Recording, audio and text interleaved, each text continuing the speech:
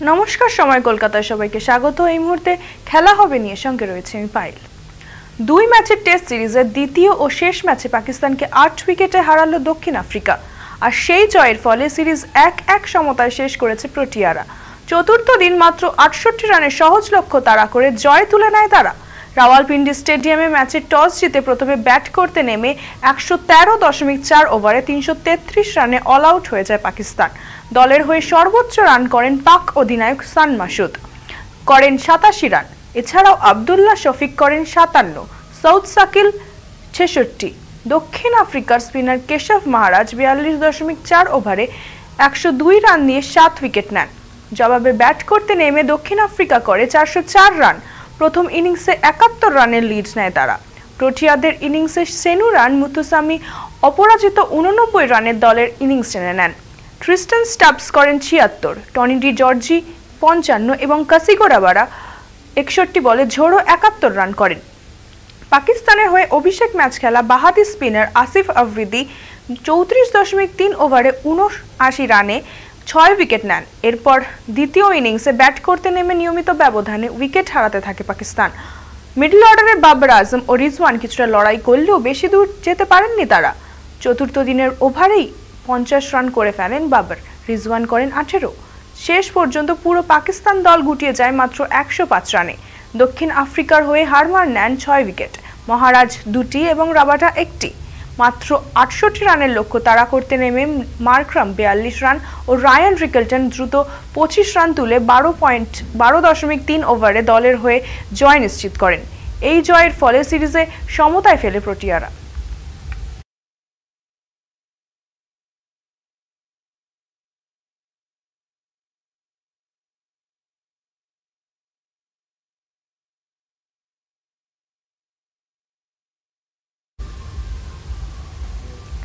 Bharat Pakistan handshake বিতর্ক যেন কিছুতেই থামছে না।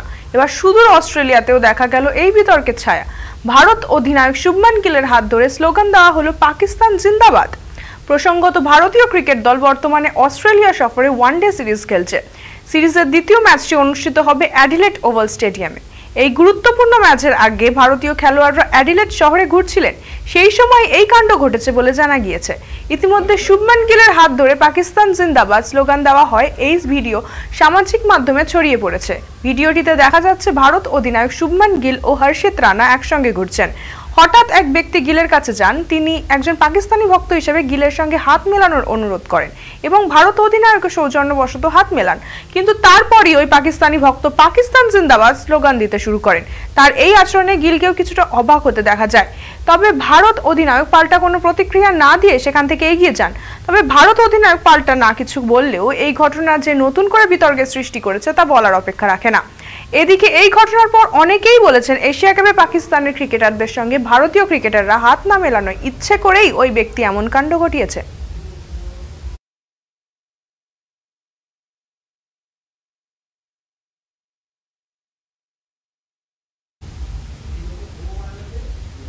বর্তমানে ইন্ডিয়ান ক্রিকেট টিমে খেলোয়াড় সিলেকশন ও গৌতম গম্ভীরের সিদ্ধান্ত নিয়ে অনেকেই অসন্তোষ প্রকাশ করছেন।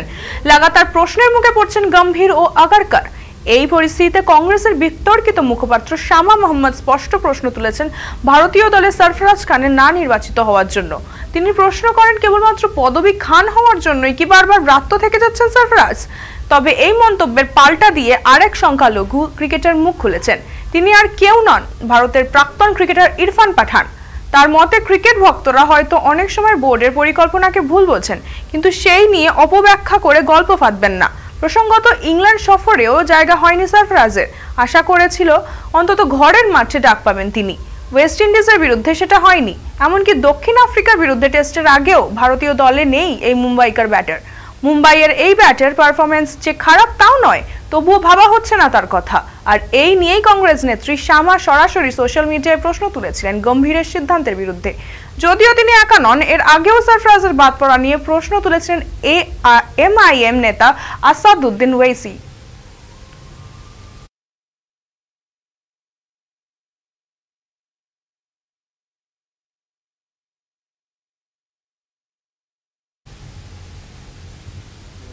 মাঠে নামলেন একটার পর একটা হার যেন বাধা ধরা হয়ে গিয়েছিল লিভারপুলের কাছে।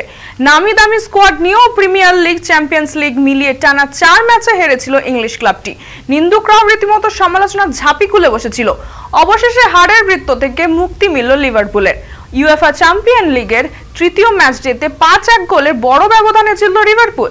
জার্মান ক্লাব ফ্র্যাঙ্কফুর্টকে উড়িয়ে দিয়েছে অলরেডরা। ইংলিশ জায়ান্টের 5 ফুটবলার এদিন ফ্র্যাঙ্কফুর্টকে জালে বল জড়িয়ে দেন।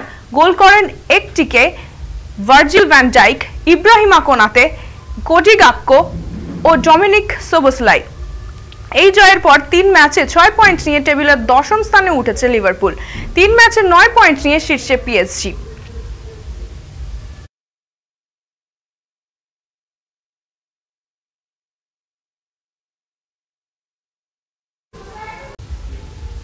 তিন সেন্টার ব্যাক নিয়ে দল সাজিয়েছিলেন আল নাসর কোচ জর্জ জেসুস। ভেবেছিলেন সহজেই গোয়ার বিরুদ্ধে জয় আসবে। যেমন ভাবনা তেমন কাজ, মাঠে যুদ্ধও চলছিল পরিকল্পনা মাফিক। প্রথম আধ ঘন্টাতেই গোয়া 2টো গোল খেয়ে যায়, কিন্তু তারপরে এফসি গোয়া আল নাসরের বিরুদ্ধে যে লড়াইটি করলো তা চিরস্মরণীয় হয়ে থাকবে ফুটবল প্রেমীদের মধ্যে। সাদিও মানে, জোয়াও ফেলিক্সের মতো তারকাদের নামিয়েও গোলের ব্যবধান বাড়াতে পারল না আল নাসর। উল্টে এফসি গোয়া একাধিক সুযোগ পেয়েছিল, সেগুলো কাজে লাগাতে পারলে ম্যাচ ড্র হতেও পারত। ম্যাচের শুরুতে আল নাসরের আধিপত্য দেখা গেছে। 10 মিনিটের মাথায় জোরালো গ্রাউন্ডারে আল নাসরকে এগিয়ে দেন ব্রাজিলিয়ান অ্যাঞ্জেলো। 27 মিনিটে কামারোর গোলে ব্যবধান বাড়ায় আল নাসর। তারপর থেকেই গোয়ার ডিফেন্স ভাঙতে পারেনি সৌদির ক্লাব। 41 মিনিটে কাউন্টার অ্যাটাক থেকে দুরন্ত গোলে ব্যবধান কমান গোয়ার ব্রাইসন। 2-1 গোলে পিছিয়ে থাকলেও গোটা স্টেডিয়ামে এদিন তাদের দলের লড়াইকে কুর্নিশ জানায়। এএফসি চ্যাম্পিয়ন্স লিগ 2 এর মঞ্চে এই প্রথম কোনো ভারতীয় ক্লাব গোল পেল। এটাই যেন ভারতীয় ফুটবল প্রেমীদের কাছে সাফল্যের চেয়ে কোনো অংশে কম নয়।